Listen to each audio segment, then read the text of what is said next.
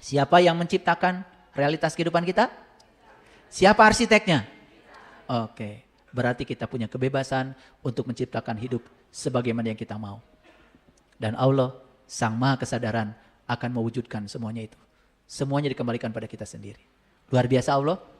Terasa cinta kasihnya? Assalamualaikum warahmatullahi wabarakatuh. Salam sejahtera untuk kita semua. Om Swastiastu. Namo Buddhaya. Salam kebajikan. Sampurasun. Rahayu Sagung Dumadi. Yakinkan semua makhluk hidup di semesta ini, baik yang kelihatan maupun yang tidak kelihatan, di setiap ruang dan waktu, di semua tingkatan, apapun baju keyakinannya, apapun nama bangsanya, siapapun itu, yakinkan mereka semua hidup berbahagia dan bebas dari segala bentuk penderitaan. Mari kita bertekad di hari baru pemberian Allah yang luar biasa ini, di sisa usia kita, tidak boleh lagi ada makhluk hidup yang berkurang kebahagiaannya dengan kita. Tidak boleh lagi ada makhluk hidup yang tersakiti oleh kata-kata kita, tindakan kita, pikiran kita. Pasangan hidup kita, anak-anak kita, tidak boleh lagi mereka berkurang kebahagiaannya dengan kehadiran kita.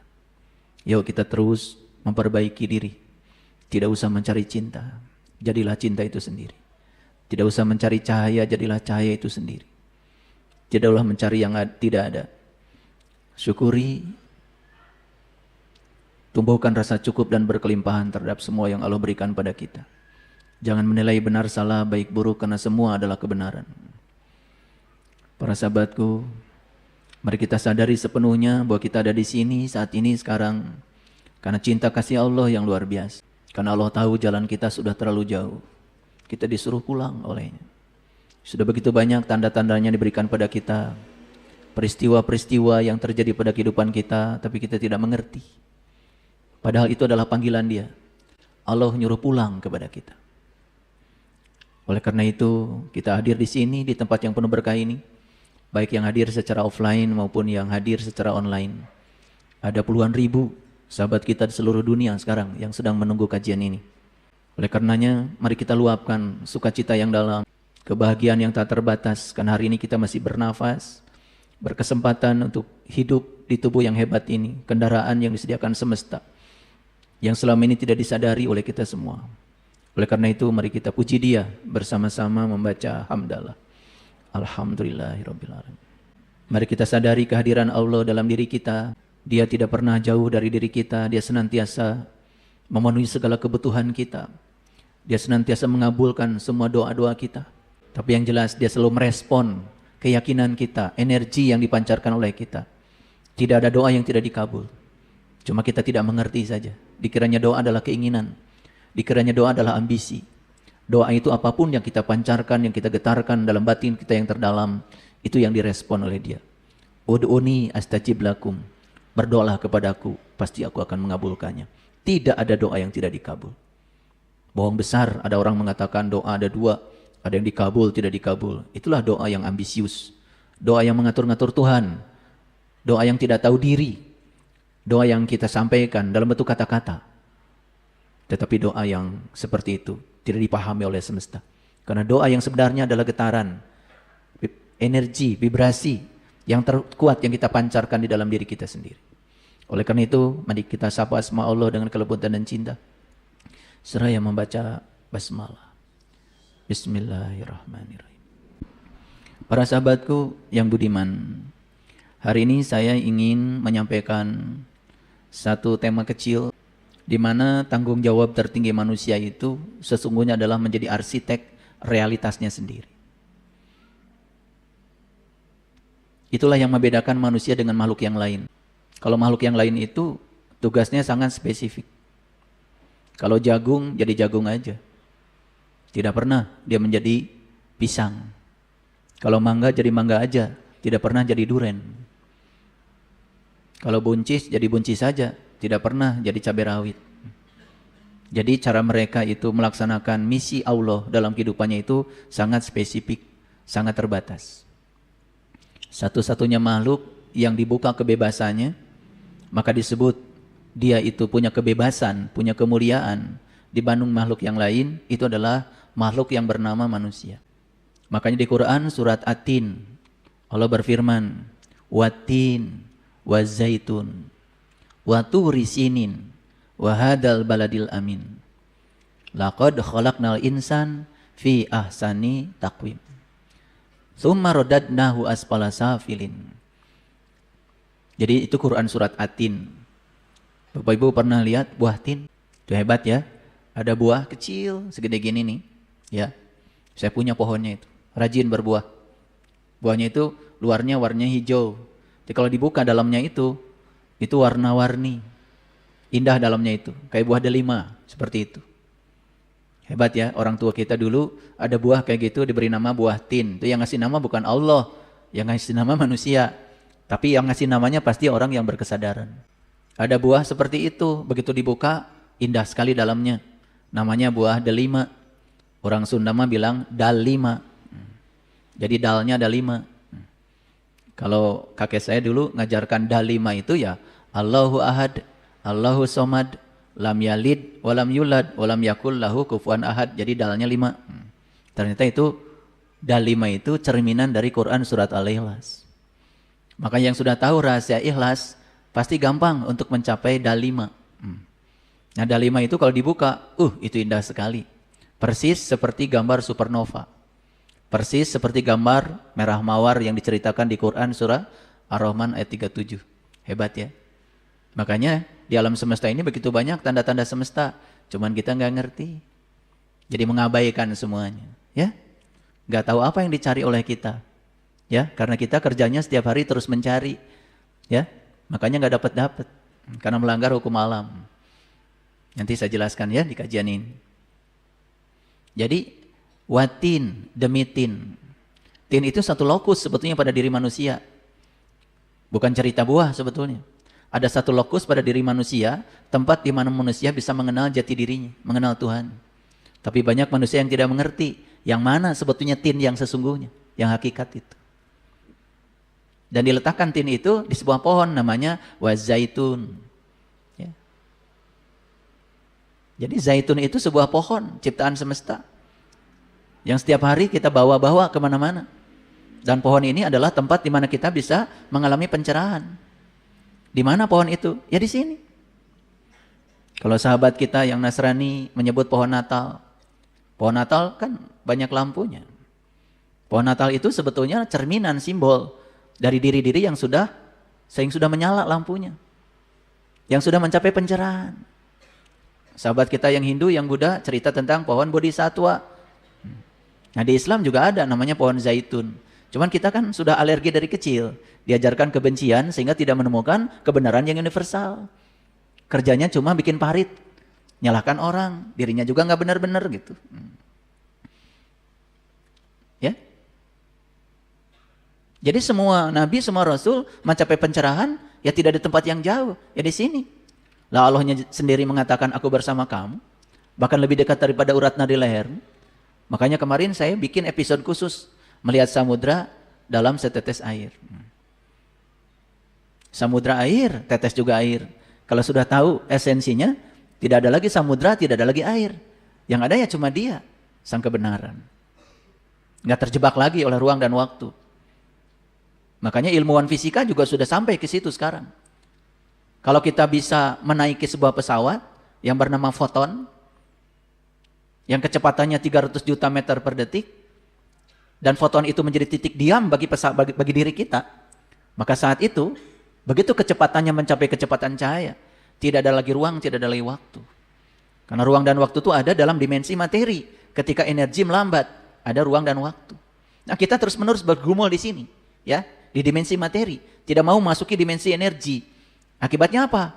Akibatnya hidup kita begitu-begitu aja, mengulang-ulang sesuatu yang tidak kita suka, semakin tidak disukai, semakin datang berulang-ulang. Tapi kita tidak mengerti polanya seperti apa. Karena hidup nyaris tidak berkesadaran. Jadi kita harus menemukan tin dalam diri kita yang hakikat, ya, dan dia diletakkan di wazaitun, di pohon zaitun. Dan tubuh kita ini adalah kendaraan yang paling hebat, yang bisa mengantarkan jiwa untuk bisa pulang.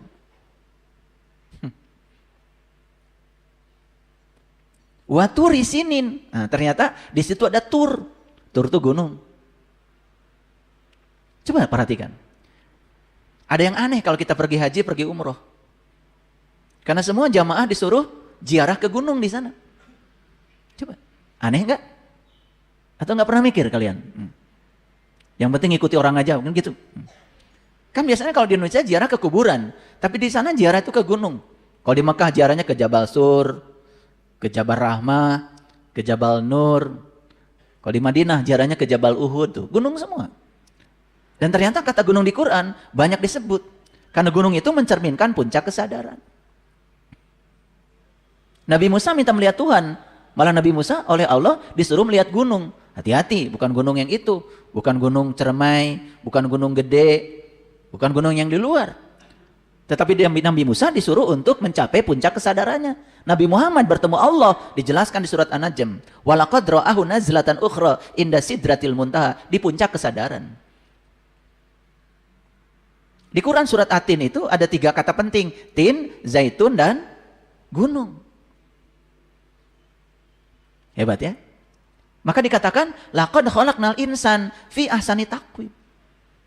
Kita sebagai insan, sebagai manusia, menemukan kesempurnaan sebagai manusia. Kalau sudah tahu rahasia yang 3 tadi, tahu tin yang sesungguhnya, tahu zaitun yang sesungguhnya, dan tahu gunung yang sesungguhnya.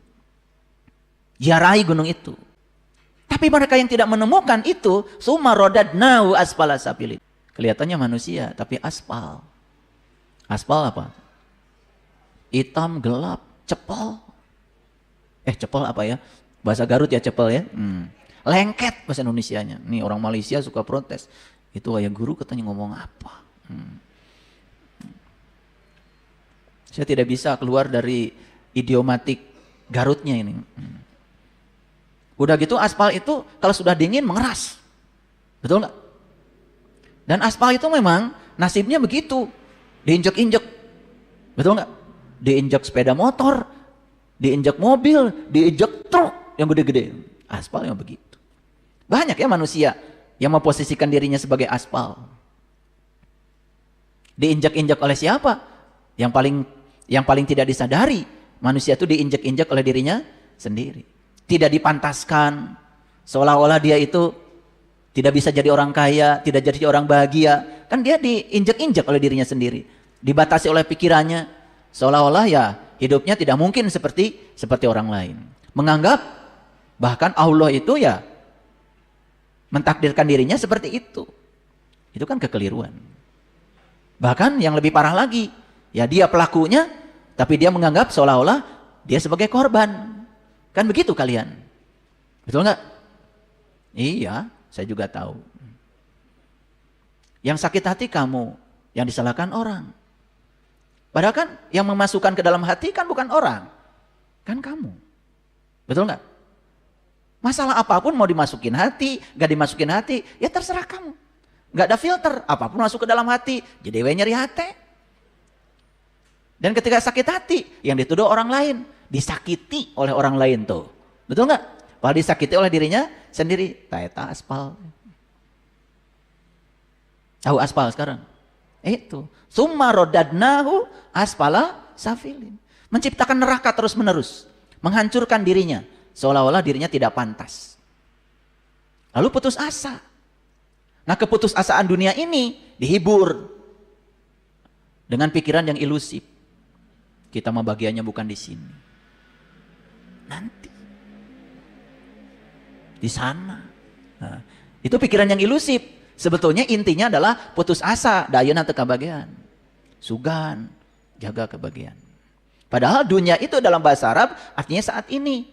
Akhirat itu artinya masa depan. Kan masa depan ditentukan oleh hari ini. Kalau ini kita hirupnya belangsak, sengsara, menderita, di neraka, kan tidak mungkin tiba-tiba masuk surga. Betul apa tidak? Masuk akal nggak omongan saya? Ya ini supaya ngerti aja. Ya, gitu. Nah, di ayat itu dikatakan, ya, summa rodadnahu asfala safilin illal ladzina amanu. Ada kekecualian, kecuali orang yang beriman. Bukan yang ngaku iman, yang beriman. Yang ngaku iman mah banyak, tetapi tidak punya ciri sebagai orang yang beriman. Di Quran dikatakan, jelas sekali di Quran. Ya ayyuhallazina amanu wa tatma'innu qulubuhum bi dzikrillah. Ala bi dzikrillahi tatma'innul qulub. Orang beriman itu cirinya apa? Kata Quran. Kolbunya itu tentram. Karena dia berhasil mengingat Allah. Dan setiap dia mengingat Allah, semakin tentram. Lah bagaimana mau mengingat Allah? Tahu Allah aja enggak? Malah yang diingat itu bukan Allah yang sesungguhnya. Allah yang digambar-gambar oleh pikiran kita sendiri. Yang digambar-gambar oleh kebanyakan orang. Bukan Allah yang sebenar. Untuk tahu Allah yang sebenarnya, harus meninggalkan raga, harus meninggalkan nama. Itulah perlunya kita ketemu guru yang sejati. Pernah dengar nggak? Ada lagu judulnya Cahaya Abadi. Digdaha, perjalanan di samudra sunyi, jiwamu menari di cakrawala tak bertepi. Ku tinggalkan raga, ku tinggalkan nama, hanya jiwa bersujud di hadapanmu. Saat kematian menyibak tabir rahasia, membukakan jalan pulang menuju cahaya. Matahari bersinar bagai rembulan malam, dihiasi bintang-bintang, bunga abadi berjatuhan. Pernah dengar lagu itu? Pernah barusan ya? Itu lagu perjalanan sunyi menuju samudra yang sunyi. Menuju Digdaha. Digdaha itu cahaya abadi. Meninggalkan raga, meninggalkan nama. Gitu. Jadi kalau kita sudah meninggalkan raga, meninggalkan nama, meninggalkan segala kebanggaan diri. Gak penting tuh atribut-atribut, gelar-gelar yang gak penting itu. Kan banyak ya manusia yang seneng gelar ya. Kalau gelarnya nggak disebut, manyun. Orang yang kayak gitu nggak bisa mengalami kefanaan. Jadi untuk bisa pulang ke jati diri kita, syaratnya pertama harus hening, yang kedua harus sujud, yang ketiga harus jadi sumber cinta dulu.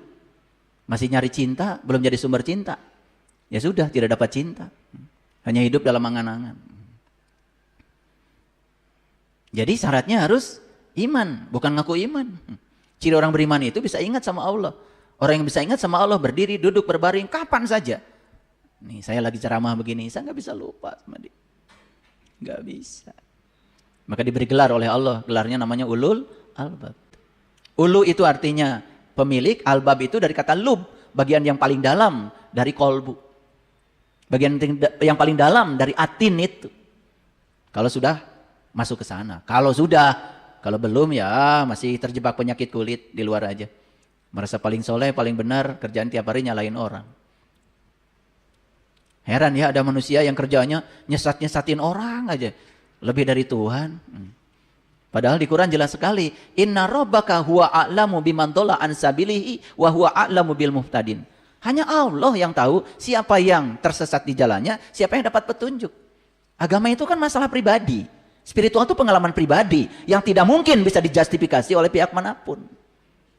Ini kebiasaan kita itu ya, nuduh-nuduh batang hidung orang lain, nyalah-nyalah orang kayak udah nyampe mana aja. Ini nggak maju-maju nih belajar agama. Orang udah menciptakan matahari sintesa sekarang. Orang sudah menciptakan ruang angkasa, siap-siap kalau bumi ini rusak kita mau pindah kemana? Kita masih ngurusi konflik aja nggak selesai-selesai. Karena kebencian itu ya menular.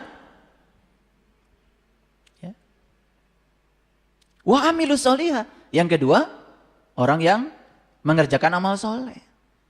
Nah sekarang saya tanya amal soleh itu apa? Mereka gak ngerti. Tanya Quran itu amal soleh apa? Man kana yarju liqa rabbih falyamal amalan solihan. Itu dijelaskan tuh di surat Al-Kahfi ayat 110. Silakan lihat itu. Barang siapa yang ingin jumpa dengan Tuhannya, lakukan amal soleh. Jadi amal soleh itu ya teknik, metode, cara. Supaya kita bisa jumpa dengan jati diri. Itu jelas sekali. Tapi amal soleh yang diterjemahkan selama ini apa? Amal soleh jadi sholat, amal soleh jadi zakat, amal soleh jadi umroh, amal soleh jadi haji. Apalagi semua ritual itu tidak mengantarkan kita kepada Allah. Bukan amal soleh. Baca coba Quran. Man kana yarju liqa rabbihi falyamal amalan solihan. Barang siapa yang ingin jumpa dengan Tuhannya, lakukan amal soleh. Sekarang melakukan, sekarang jumpa. Gitu. Gak usah ditafsir. Itu sangat muhkamat. Sangat jelas. Ya. Bingung apa tidak? Iya. Kalau bingung bagus, berarti kalian mikir. Ini yang jadi masalah kalau ngaji bingung enggak, ngerti enggak. Betul enggak? Tapi sombongnya luar biasa. Ya. Makanya judul kajian kita sekarang adalah tanggung jawab tertinggi manusia adalah menjadi arsitek dari realitasnya sendiri. Jadi kita sebetulnya yang menciptakan realitas hidup kita. Kenapa hidup kita hari ini seperti ini? Itu cerminan dari diri kita. Mohon maaf Bapak Ibu. Ada nggak yang cermin berbohong? Kalau pesek ya di dalam cermin, pesek. Ya mancung, ya mancung. Dan cermin tidak pernah berbohong. Dan realitas ini adalah cerminan. Cerminan dari apa? Cerminan dari yang tidak realitas. Semua yang nampak nyata, itulah cerminan yang tidak nyata.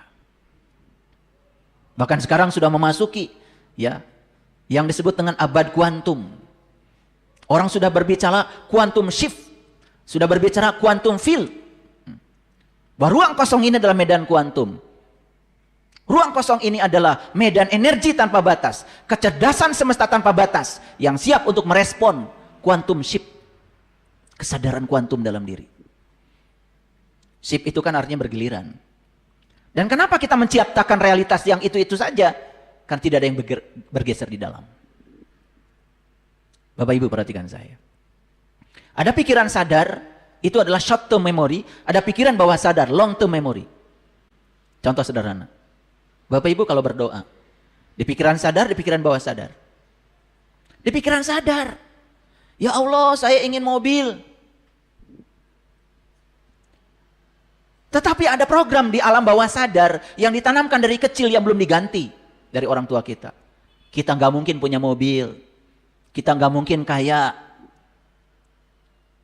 Uang dari mana? Itu ada program itu di alam bawah sadar.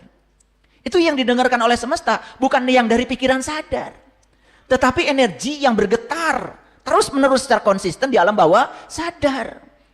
Mana yang dikabulkan oleh semesta? Yang di pikiran sadar, yang di alam bawah sadar? Di alam bawah sadar, belum diganti programnya. Lalu kita menyalahkan, ada doa dikabul, ada doa tidak dikabul. Lalu supaya dikabul, pakai syarat macam-macam. Supaya dikabul, ada tempat macam-macam. Katanya ada tempat yang mustajab, ada tempat yang tidak mustajab. Ditipu, mau aja kita. Seolah-olah ada tempat di mana di sini Allah hadir, di sana nggak ada, begitu? Kan tidak pernah Allah mengatakan begitu. Aku meliputi semesta raya. Aku meliputi seluruh bentuk. Dia meliputi. Tidak ada satu ruang pun di semesta ini yang tidak diliputi oleh Dia. Bagaimana kita bisa mengatakan Allah ada di sana, tidak ada di sini? Itu kan syirik. Betul apa tidak? Kalau berdoa di masjid ini gak terkabul. Harus pergi ke tempat yang jauh, namanya multazam. Pas seret-seret dirinya. Udah tempatnya sempit. Betul nggak? Masing-masing sudah bawa daftar doa. Maruka, lembaran, kertas, para ranjang. Betul nggak? Gitu nggak kalian? Dasar. Dan percaya sama yang begitu-begitu. Padahal ya, seberapa kuat getaran kita, seberapa kuat energi kita, seberapa kuat vibrasi kita, seberapa kuat frekuensi kita. Itu yang akan direspon oleh semesta. Makanya ud'uni astajib lakum. Setiap doa pasti dikabul. Tapi yang dikabul oleh semesta, yang paling kuat yang kita getarkan dari diri kita. Betul apa tidak? Terasa apa tidak omongan saya? Iya. Ketika kita, ya Allah saya ingin mobil. Alam semesta justru menganggap kamu gak pengen. Pusing gak? Ulangi. Ya Allah saya ingin mobil yang bagus. Di mana itu? Di pikiran sadar. Itu oleh alam semesta, kamu sedang didengarnya oleh alam semesta, kamu gak pengen. Perlu saya jelaskan? Oke. Ketika saya ingin mobil, berarti saya sedang meminta. Dan setiap orang yang meminta, pasti digerakkan oleh rasa kekurangan. Rasa kekurangan akan menarik kekurangan. Like attracts like. Itu hukum alamnya begitu. Harusnya gimana?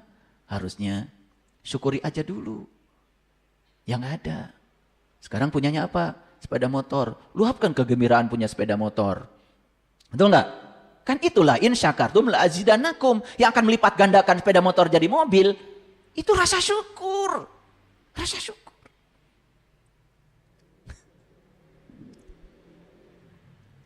Ya.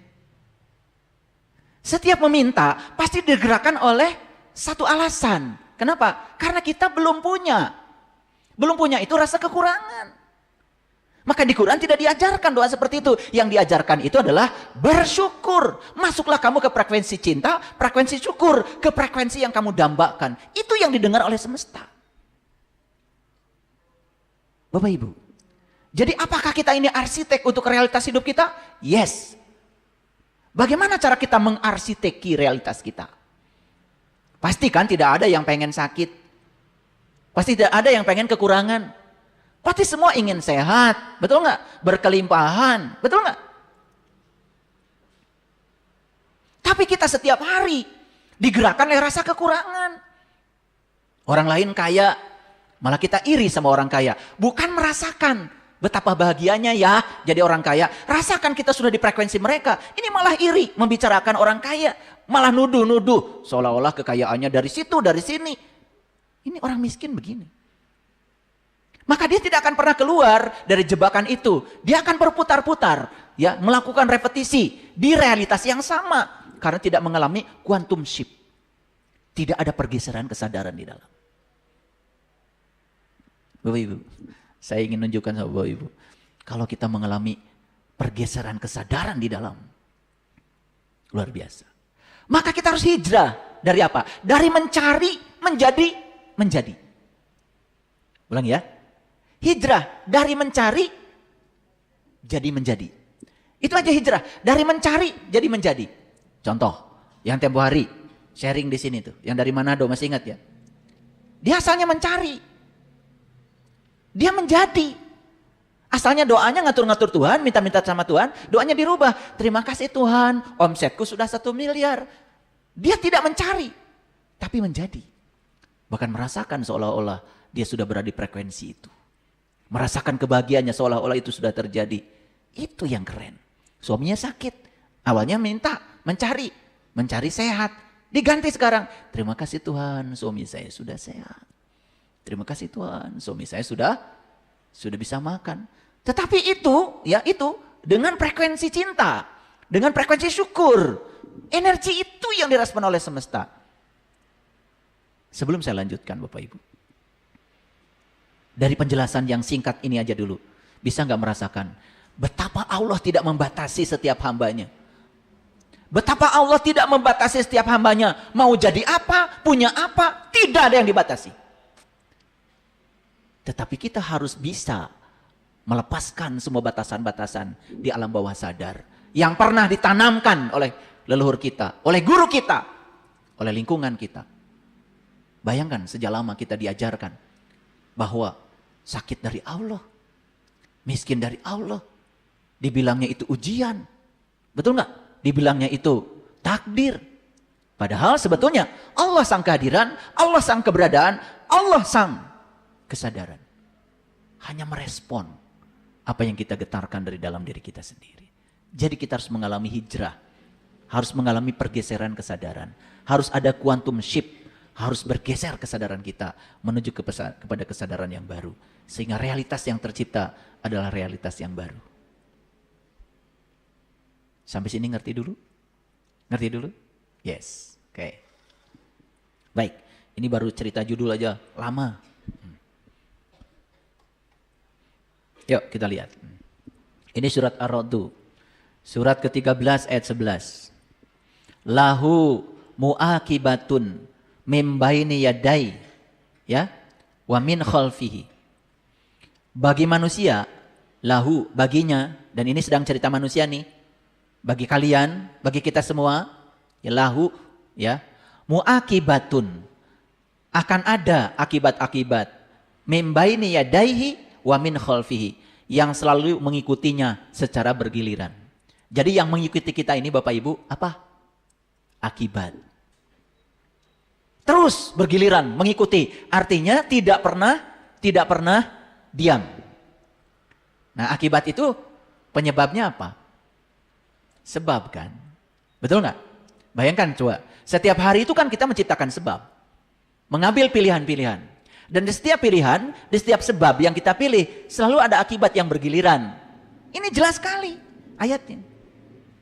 Jadi tidak akan ada yang pernah lolos dari hukum sebab akibat.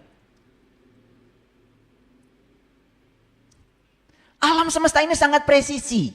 Alam semesta ini punya memori universal yang tanpa batas.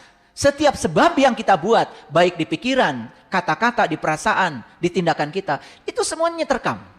Coba lihat saya semuanya Bapak Ibu. Bapak Ibu sedang bernapas sekarang? Oke.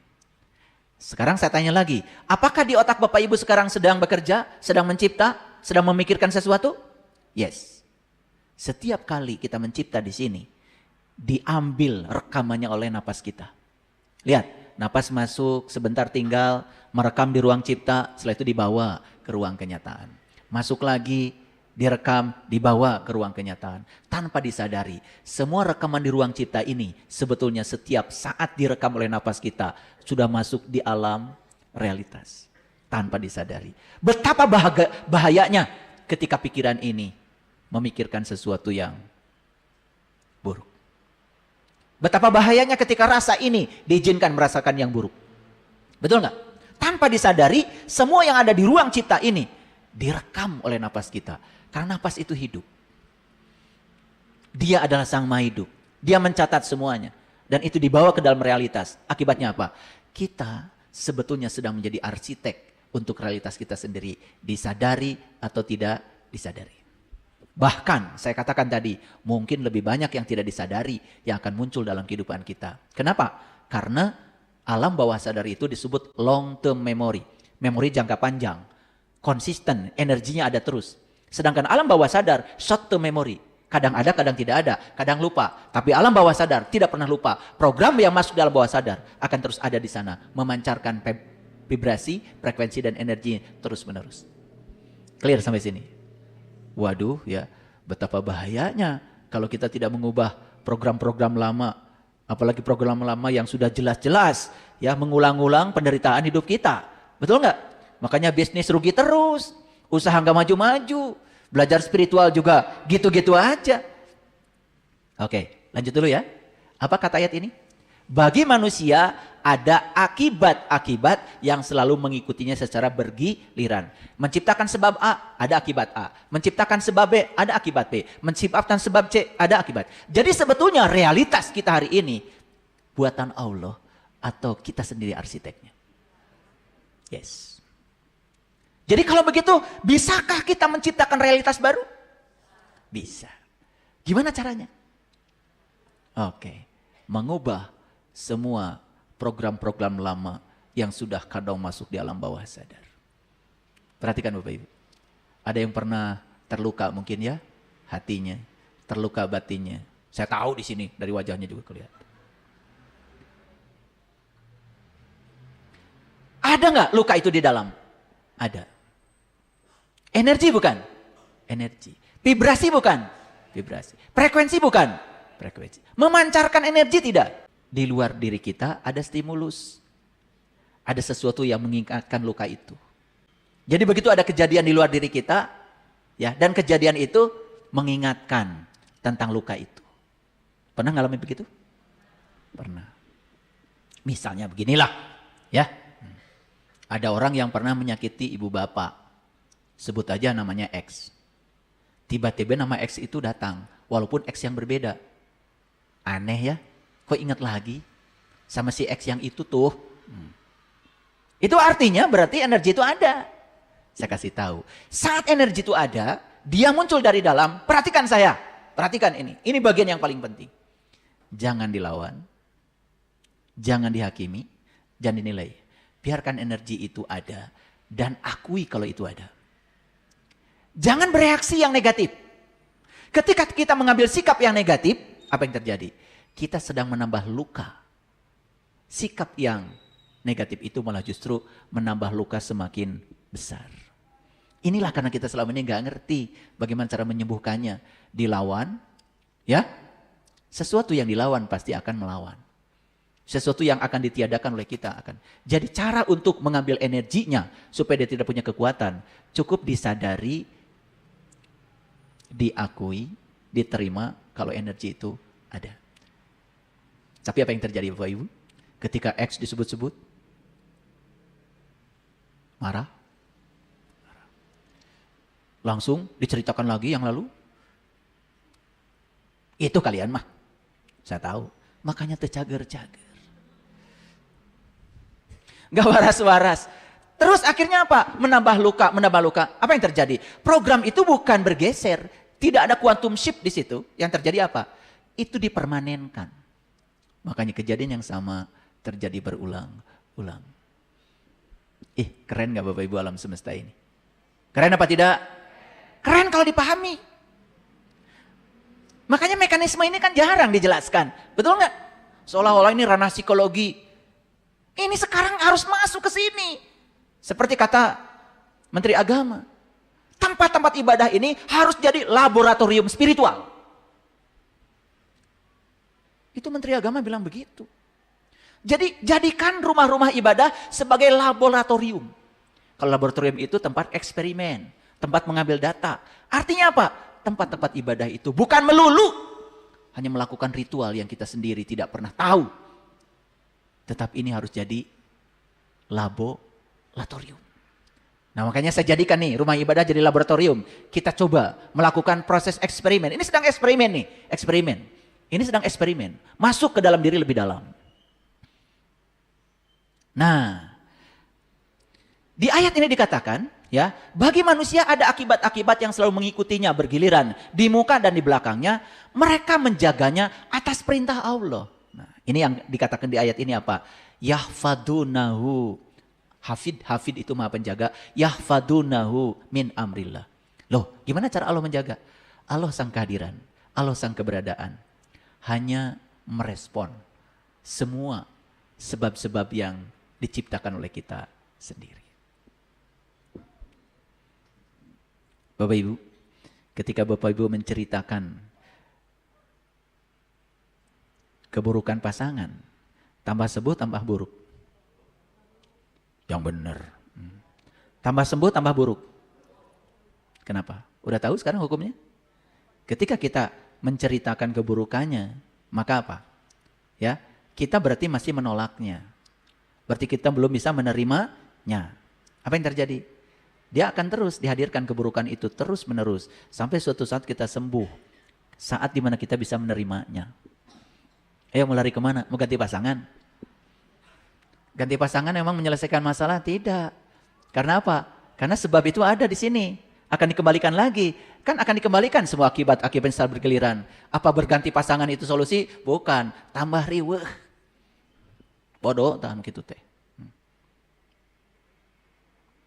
Ya? Oke, lanjut. Oke. Innallaha la yughayyiru ma biqaumin hatta yughayyiru ma bi anfusihim. Ini ayat sering dibicarakan di kajian-kajian. Tapi sayang ayatnya dipenggal tengahnya aja. Betul nggak? Harusnya dibahas dari awal. Bagi manusia ada akibat-akibat yang selalu mengikuti secara bergiliran. Itu yang ditiadakan. Lanjut aja. Sesungguhnya Allah tidak merubah keadaan suatu kaum. Sehingga mereka merubah keadaan yang ada pada diri mereka sendiri. Itu yang sering kita dengar. Sering kita dengar pun tidak tahu caranya bagaimana. Karena selama ini kita merubah suatu kaum. Merubah nasib. Keluar apa ke dalam? Jujur, keluar apa ke dalam? Ini rumah tangga konflik terus nih. Ya, jujur, saya tanya kalian. Merubahnya ke dalam apa keluar? Nah, mulai ngaku sekarang. Yang laki-laki ingin mengendalikan yang perempuan ingin mengendalikan yang laki-laki. Yang jelas-jelas sebetulnya mereka itu tidak bisa mengendalikan orang lain. Dia hanya bisa mengendalikan yang bisa dikendalikan. Yang bisa dikendalikan adalah pikirannya, perasaannya, dan sikapnya. Harusnya ke dalam apa keluar? Ke dalam. Ini sering diceritakan. Allah tidak akan mengubah nasib suatu kaum kalau dia sendiri yang tidak mengubahnya. Tapi pernah nggak dijelaskan bagaimana cara mengubahnya? Pernah dijelaskan? Enggak. Dibiarkan aja cara mengubahnya sendiri-sendiri. Itulah makanya tidak robah-robah. Gak dikasih tahu caranya. Yuk lihat saya semua. Jadi ketika ada konflik, yang sederhana aja pasangan. Yang harus dirubah siapa? Harusnya rubah diri masing-masing. Ini malah justru ingin mengubah pasangannya. Itu yang tidak berhasil. Harusnya mengubahnya ke dalam, ke dalam, ke dalam. Maaf ya. Loh, kok pasangan saya tertarik sama orang lain? Digimanakan? Kalian ini nggak jujur kadang-kadang. Digimanakan? Diontrok orang lainnya? Eta. Kalian masuk bohong. Betul nggak? Dibenci orangnya, dibenci apa? Bukan koreksi diri. Apa kekurangan saya? Kenapa dia berpaling pada orang lain? Harusnya kan ke dalam. Gitu nggak Bapak Ibu? Males saya nanyanya. Itu gitu. Betul nggak? Ya tambah kusut. Itu. Sudah modal 2 miliar, habis. Berikutnya modal lagi, habis. Berikutnya modal lagi, habis. Apa yang terjadi? Utang tambah gede. Tahu sebabnya dari mana? Lihat dulu, ketika dia ngemodal 2 miliar mau bisnis, niatnya apa? Ternyata bisnisnya ingin melipat gandakan uang. Supaya tambah banyak. Apa yang terjadi? Fokusnya pada uang. Harusnya uang itu kan alatnya saja. Saya ingin bisnis. Bisnis apa? Buka restoran. Kenapa buka restoran? Saya ingin melayani orang-orang yang butuh makanan enak. Karena saya kalau masak, kata orang enak. Saya tahu, itulah saya jenius di bidang masak-memasak. Udah jangan dipikirkan uang. Kalau masaknya enak, penuh cinta, nanti juga orang datang. Uang akan datang dengan sendirinya. Biarkan uang mencari kita, bukan kita mencari uang. Sudah bangkrut sekali, tambah lagi, bangkrut lagi. Gak ada yang diubah kesadarannya. Tidak mengalami quantum shift. Tidak ada pergeseran kesadaran. Makanya kata Einstein, kamu tidak akan pernah bisa menyelesaikan masalah di kesadaran saat kamu menciptakan masalah itu. Sudah jelas yang menciptakan masalah itu kesadaran kita. Nah kita mencoba ingin menyelesaikan masalah di kesadaran yang sama atau mualtiasa. Paham sampai sini? Ini terlalu ilmiah kayaknya ya kuliah saya. Tapi ngerti ya? Ini harus dibahas ayat ini. Ya. Gimana cara merubah nasib? Lihat, ya, miskin itu menurut riset semua ahli neuroscience berasal dari perasaan miskin. Bukan karena tidak bekerja, bukan tidak kerja keras, bukan tidak banyak waktu untuk kerjanya, bukan tidak banyak modalnya, bukan. Miskin itu berasal dari perasaan miskin. Nah sekarang, kalau miskin berasal dari perasaan miskin, berarti kita harus mengubah dulu dong perasaan kita. Betul nggak? Ketika perasaan kita tidak dirubah, dan itu masuk di alam bawah sadar, walaupun di pikiran sadar, saya ingin kaya, saya ingin sukses, ingin kan? Setiap ingin itu pasti digerakkan oleh rasa kekurangan. Kata Allah, dan apabila Allah menghendaki keburukan terhadap suatu kaum, maka tak ada yang dapat menolaknya. Dan sekali-kali tak ada pelindung bagi mereka selain Dia. Lihat saya semua. Kita sering dangkal memahami ayat ini. Ini kata-katanya jangan dipahami dangkal, perhatikan saya. Dan apabila Allah menghendaki keburukan terhadap suatu kaum, maka tak ada yang dapat menolaknya. Kalau dangkal memahaminya, seolah-olah keburukan pada suatu kaum itu karena kehendak Allah. Betul? Ingat di ayat lain, Allah itu bergantung sangkaan kita. Allah itu hanya menghendaki mereka yang punya kehendak.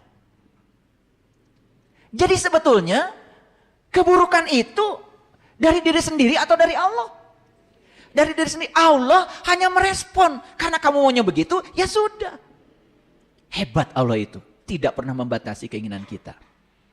Loh, kenapa Allah merespon? Kalau kita pengen buruk, kemudian merespon jadi buruk. Kenapa Allah harus meresponnya? Kembali pada ayat tadi. Lahu mu'aqibatun mim baini yadaihi wa min khalfihi yahfadunahu min amrillah. Allah hanya mengatakan, biar kamu belajar. Kalau kamu mengambil pilihan begini, oh ternyata akibatnya begini ya. Kalau kamu mengambil pilihan begitu, oh akibatnya begitu ya. Gitu maksud Allah. Karena apa? Siapa sebetulnya yang disebut dengan manusia? Manusia itu sesungguhnya adalah kesadaran yang sedang mengalami dirinya sendiri. Makanya hidup itu gak penting gagal, gak penting sukses. Tapi yang paling penting kesadaran, menyadari kesadarannya sendiri. Sebetulnya itu tujuan kita hidup di sini. Oke, sampai sini ngerti? Oke, kalau sudah mengerti, saya lanjutkan ya. Oke, pelan-pelan ya. Nah. Di ayat lain, di surat Al-Anfal nih, boleh dicatat. Al-Anfal itu surat ke-8, ayat 53.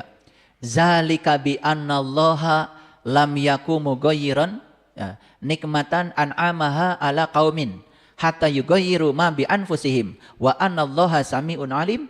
Yang demikian itu adalah karena sesungguhnya Allah sekali-kali tidak akan merubah suatu nikmat yang telah dianugerahkannya kepada suatu kaum hingga kaum itu merubah apa-apa yang ada pada diri mereka sendiri. Dan sesungguhnya Allah Maha mendengar lagi Maha mengetahui. Nah, kalau tadi Allah cerita nasib. Kalau ini Allah cerita nikmat. Kita sudah diberi nikmat nih oleh Allah.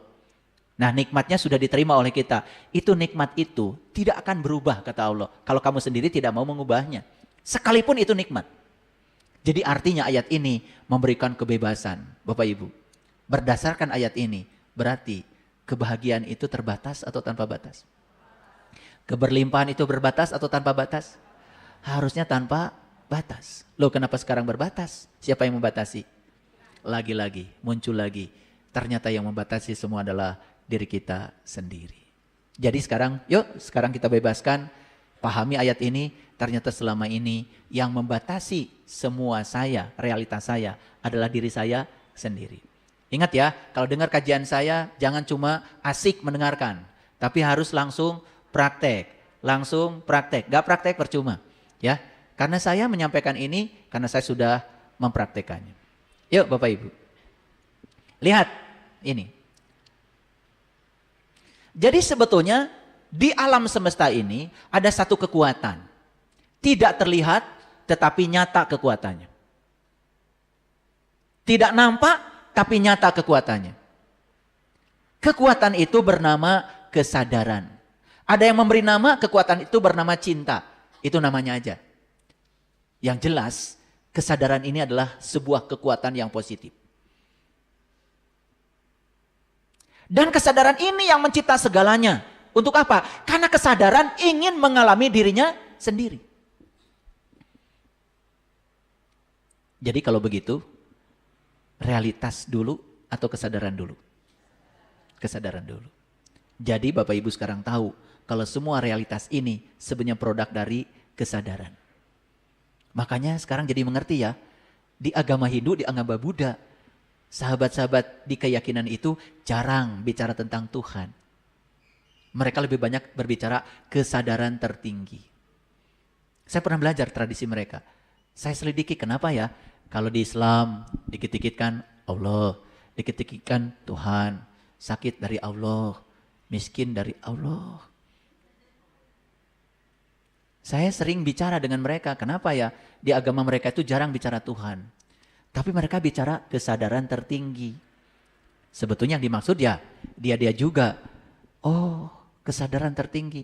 Karena mereka sadar semua realitas ini sebetulnya hanyalah cerminan dari kesadaran yang tertinggi.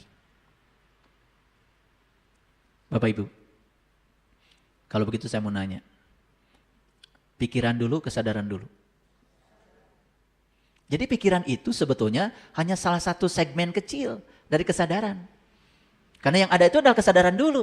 Bukan kesadaran, bukan pikiran yang menciptakan kesadaran. Ingat, kesadaran yang menciptakan pikiran. Jadi kenapa tercipta pikiran-pikiran yang buruk? Ya itu karena kesadarannya begitu. Kualitas kesadaran yang mencipta itu. Ulangi lagi. Jadi kalau kesadaran yang mencipta segalanya, sebetulnya kesadaran ini sedang ingin mengalami dirinya sendiri. Makanya cocok dengan ayat yang tadi. Bahwa ya setiap sebab ada akibatnya. Untuk apa? Untuk melatih. Makanya realitas ini sering disebut dalam fisika kuantum sebagai ilusi. Hati-hati. Walaupun ilusi, tapi realitas ini justru sekolah bagi kesadaran. Sekolah bagi kesadaran untuk meningkatkan kesadarannya. Paham sampai sini? Oke. Memori kesadaran itu tak pernah sirna, Bapak Ibu. Jadi di sini tuh ada sebuah memori, ya. Tidak pernah sirna. Dan memori ini akan selalu ada. Kita hidup, mati, hidup, mati, hidup, mati. Bumi ada, bumi tidak ada. Ini memori kesadaran ini akan selalu ada. Dan bersifat abadi. Lihat saya semuanya. Apa yang abadi di semesta ini? Ya ini. Ini. Ruang kosong ini akan ada selamanya. Yuk sekarang sadari, Bapak Ibu, sadari. Sekarang di fisika kuantum ada yang namanya quantum entanglement. Quantum entanglement itu begini. Kalau ada dua partikel yang pernah berinteraksi, walaupun dia berpisah sejauh apapun, jaraknya tak terbatas, dia akan tetap terhubung. Kepikiran nggak? Siapa yang menghubungkannya? Ini. Kan ada di sini, betul nggak? Ini ruang energi, ini ruang frekuensi. Sekarang saya mau nanya, apakah Bapak Ibu dengan saya terhubung? Siapa yang menghubungkan? Ini. Sadar? Sadar. Jadi kita mengambil energi dari ruang yang sama? Apakah nanti ketika kita melepaskan napas akan dilepaskan ke ruang yang sama? Kenapa takut? Jadi sebetulnya ketika hidup nih sekarang ini, sebenarnya kesadaran sedang ingin mengalami pengalaman hidup lewat tubuh ini. Jadi segala pengalaman hidup sebetulnya yang paling penting disadari. Lihat saya semuanya. Pada akhirnya tubuh ini pasti hancur. Kenapa? Fase kehidupan kan begitu, ya. Lahir anak yang lucu. Ya. Habis tuh lucu. Ya. Setelah itu kemudian berkembang.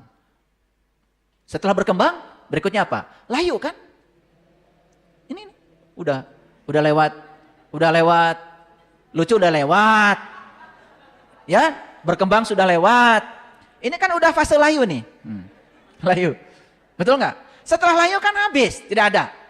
Tapi saya mau nanya, apakah ketika kita nanti sudah habis tubuh ini, apakah kesadaran masih tetap ada? Masih tetap ada. Nah, terus kenapa kita takut menghadapi kehidupan dan kematian? Karena kita menganggap seolah-olah ya, hidup itu adalah dari lahir sampai mati. Itu yang terbatas. Padahal sebetulnya hidup itu kesadaran itu tidak bisa dibatasi oleh fase lahir sampai mati. Nanti juga akan lahir lagi, mati lagi, lahir lagi, mati lagi. Sampai kesadaran itu menjadi sangat kaya. Dia punya pengalaman. Karena kesadaran ingin mengalami kesadarannya sendiri sebetulnya. Makanya ada orang yang terjebak pada sukses, tidak siap gagal. Sebenarnya karena tidak sadar aja. Gak apa-apa sekali-kali mengalami kegagalan. Kalau itu untuk membuat kita menjadi sadar. Daripada sukses terus dalam kekosongan makna. Kan banyak orang yang bingung dengan kesuksesannya. Betul nggak? Oke. Sampai sini mengerti? Oke. Nah, jadi memori kesadaran itu tak pernah sirna. Di suatu medan memori yang tak terbatas. Itu yang sering disebut oleh orang-orang spiritual sekarang sebagai AI-nya Allah. Coba gini, ya. Bikin lagu, kata-kata, bilang sama AI, tolong ya, ciptakan lagu, ya, yang sedih-sedih gitu, suruh aja AI. AI itu apa sih? AI itu sebetulnya adalah software yang isinya data kita semua itu. Sehingga dia akan bekerja berdasarkan data. Jadi kalau kita bangga dengan AI karena bisa menyimpan data-data kita akibat kita sendiri yang memberi data itu. Coba Bapak Ibu. Google Map. Ketika bikin rumah baru, awalnya dia masih belum kenal. Sekali aja tukang Gojek masuk ke rumah kita, berikutnya sudah terdaftar itu datanya di Google. Makanya berikutnya akan salah lagi. Hebat ya? Itu data. Itu adalah teknologi Bapak Ibu. Sekarang Allah, ya, energi universal tanpa batas, quantum field. Quantum field ini, medan kuantum ini hanya sedang mendengar quantum shift kita mau bergeser atau tidak. Ketika quantum shift kita bergeser, quantum field juga akan merespon dengan energi yang baru. Realitas yang diciptakan oleh quantum field ini, realitas yang baru. Itulah cara mengubah nasib. Ini saya bicara agak sedikit saintifik supaya Bapak Ibu agak gaul dikit. Karena selama ini kan mengubah nasib keluar, betul nggak? Bukan ke dalam. Buktinya nggak sukses kan? Oke. Nah itu sebetulnya detailnya ayat yang tadi yang kita tidak paham. Nah jadi sebetulnya apakah di sini ada AI Ada? AI siapa? Saya sebut aja AI-nya ilahi. Karena apa? Ini bisa diperintahkan apa saja oleh kita. Ini bisa diperintahkan untuk menciptakan realitas apa saja oleh kita. Maka dia disebut dengan sang keberadaan, sang kehadiran. Hebat Quran. Allah mengatakan dirinya, Alhamdulillahi Rabbil Alamin. Rob itu ternyata artinya bukan Tuhan. Rob itu sang keberadaan, sang kehadiran. Yang senantiasa merespon apapun getaran yang kita pancarkan kepadanya. Oke, sudah mulai sadar sekarang sampai sini? Oke. Jadi mulai masuk gak judul tadi? Manusia memiliki tanggung jawab tertinggi. Untuk apa? Menjadi arsitek untuk menciptakan realitasnya sendiri. Bapak Ibu mau bikin realitas kayak apa? Kita arsiteknya. Kita arsiteknya. Berarti bebas gak? Mau bikin rumah kayak apa? Bebas gak? Mau ukuran rumahnya seberapa besar? Bebas gak? Bebas. Yuk sekarang dibuka. Ternyata selama ini saya salah. Betul gak? Seolah-olah hidup itu adalah terbatas. Padahal hidup itu ternyata tidak seperti yang kita sangka. Ya? Oke, lanjut. Jadi realitas ini Bapak Ibu, realitas ini. Proyeksi bukan? Proyeksi. Itu yang ada di layar ini proyeksi bukan? Datanya di mana? Datanya di laptop saya. Bisa nggak saya mengubah huruf-huruf yang ada di situ? Bisa. Di mana mengubahnya? Di sini. Jadi kalau ini proyeksi, ini realitas. Berarti yang harus dirubah di realitas atau di non-realitas? Non-realitas. Makanya pantas gagal terus ya. Karena kita ingin mencoba mengubah yang warna kuning menjadi hijau dengan cara mengubahnya di situ. Padahal yang harus diubah di mana? Ubahnya di sini. Ketika dirubah di sini, itu ikut berubah nggak? Oke, lihat saya sekarang. Jadi proyeksi harus diubahnya di proyektor. Sip? Sip? Oke. Jadi pantas ya selama ini gagal terus mengubah proyeksi. Karena proyeksi tidak diubah. Harusnya data yang membuat proyeksi itu terjadi yang harus diubah. Itu namanya merubah nasib. Pelan-pelan ya, pelan-pelan. Spiritual itu small step. Small step. Bapak Ibu, nggak usah pengen cepat bisa. Yang penting maju aja. Ya, hari Rabu datang ke sini, berubah dikit. Rabu berikutnya datang sini lagi, berubah dikit. Nggak apa-apa. Small step. Biasanya marah-marah sehari 100 kali. Ya jadi tinggal 99 kali lah marahnya. Nggak apa-apa. Itu udah lumayan kan berkurang 1. Betul nggak? Ya, small step, small step. Karena apa? Kalau disiplin dan tekun walaupun small step, lama-kelamaan jadi besar. Ya, jadi kalau ada orang yang mengajarkan belajar spiritual dengan saya, cepat bisa, itu pasti bohong. Saya belajar spiritual small step. Kenapa? Saya mengamalkan 1 ayat aja, bisa berbulan-bulan Bapak Ibu. Mengamalkan yang tadi, ayat yang tadi, saya berbulan-bulan loh itunya, eksperimennya. Gimana cara mengubah nasib? Saya begini dulu, saya coba begini. Jangan dikira saya menemukannya sekaligus. Saya pernah hilang rumah 5. Saya pernah hilang emas kiloan. Kiloan Bapak Ibu. Saya pernah urusan hukum. Karena apa? Ya, giro saya dipinjam teman, dipakai bayar utang. Dan ditulisi sejumlah utangnya, padahal kosong. Udah macam-macam pengalaman. Tapi semua itu ya, semua itu akhirnya bukan tentang sukses atau gagal. Tapi tentang kesadaran mengalami pengalamannya sendiri. Itu yang paling kaya. Dan berada di titik ini, small step Bapak Ibu, mengalami itu semua. Mengalami. Saya mengalaminya. Pernah saya tidak punya uang sama sekali? Pernah. Jangan dikira. Saya pernah jadi asisten rumah tangga selama 8 bulan. Pernah. Gak digaji lagi. Pernah. Tapi itu adalah small step dalam episode kehidupan saya. Dan saya mengalami itu semua. Pesannya adalah ketika sekarang di rumah saya ada orang kerja, saya jadi bisa merasakan mereka. Saya pernah ada di posisi itu. Bedanya mereka digaji sama saya dulu gak digaji. Makanya yang diingat-ingat oleh saya adalah tanggal gajiannya. Jangan sampai kelewat. Disuruh kerja terus tanggal gajiannya kelewat. Gak boleh itu. Saya ingatkan diri saya. 2 hari, 3 hari sebelum gajian, saya sudah siapkan gajinya. Jangan sampai lupa. Karena saya pernah di posisi itu. Jadi akhirnya yang tumbuh di sini bukan sukses atau gagal. Tetapi apa? Seberapa dalam kesadaran mengalami pengalaman itu. Makanya yang saya bagikan ini Bapak Ibu, bukan teori-teori bodong, bukan. Saya membaca satu ayat saja, Ar-Ra'd tadi, itu berbulan-bulan lu prakteknya. Dan saya tidak berani menyampaikan ini sebelum betul-betul menjadi pengetahuan yang bisa disintesa. Makanya pengetahuan itu ada 6 langkah, dihafal dulu, yes. Makanya hafalan itu Bapak Ibu, itu adalah keterampilan hidup yang paling dasar, yang tidak menolong. Makanya heran kok banyak sekarang rumah-rumah hafalan berdiri di mana-mana. Hafalan tuh gak menolong. Menjamur itu rumah-rumah hafalan.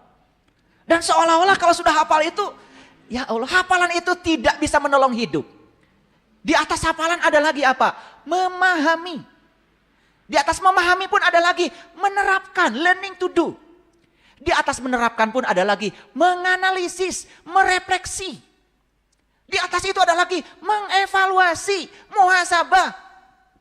Di atas itu ada lagi pengetahuan itu akhirnya disintesa menjadi satu pengetahuan yang utuh yang siap untuk dibagikan pada orang lain. Bayangkan Bapak Ibu tidak melalui proses itu tiba-tiba ceramah.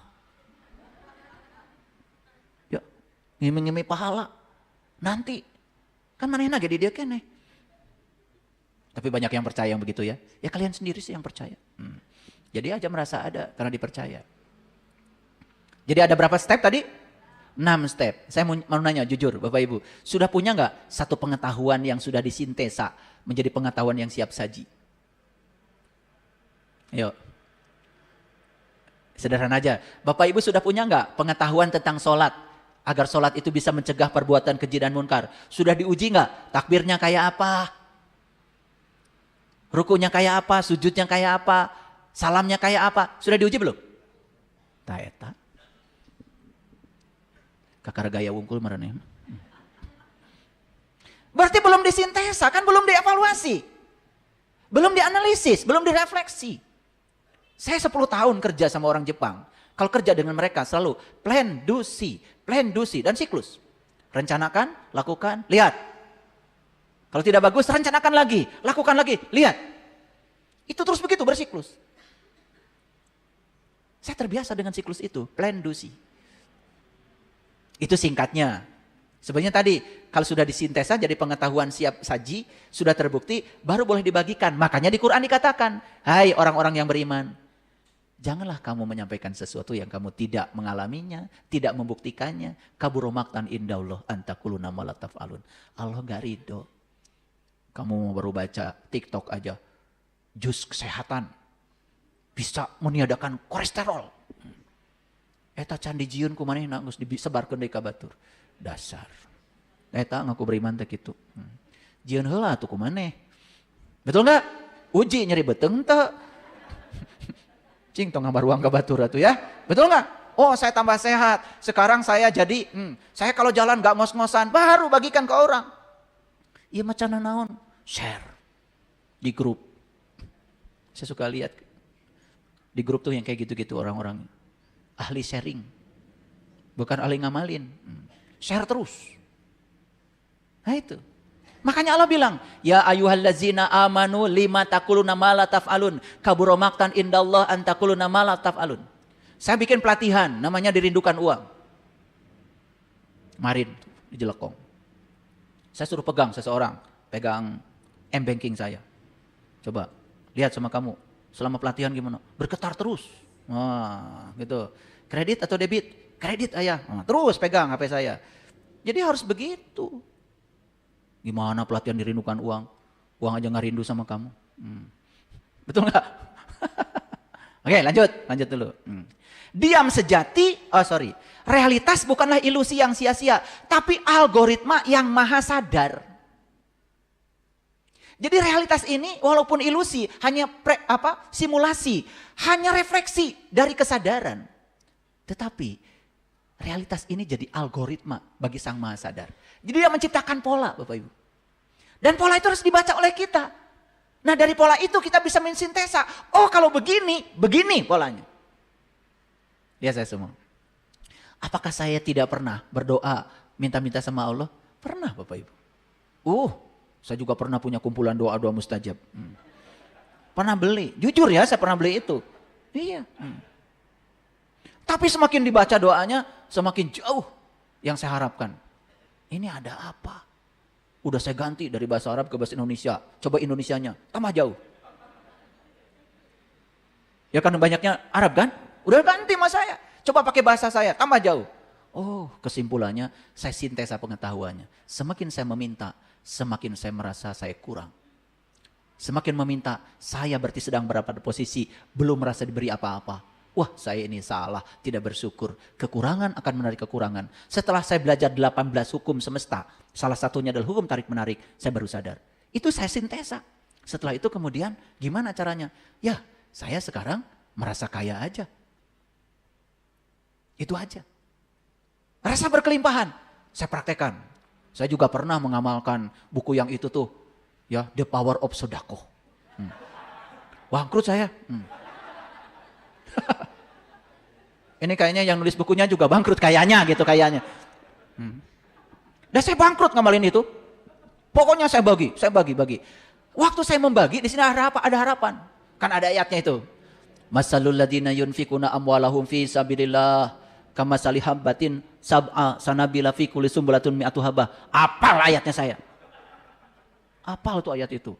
Barang siapa yang mengeluarkan sedekah di jalan Allah, maka seperti satu butir, ya, yang akan menumbuhkan 7 dahan. Dan setiap dahan akan tumbuh 700 butir. Wih, matematika saya jalan. Langsung 1 butir, 700 butir. Jadi kalau saya sedekah semen 1 sak, berarti 700 sak. Bangkrut saya. Ini saya praktekkan waktu bikin masjid ini nih, dulu. Ya. Waktu bikin masjid ini, ya, sampai saya nggak mau nerima sumbangan. Praktek saya begitu. Nggak mau.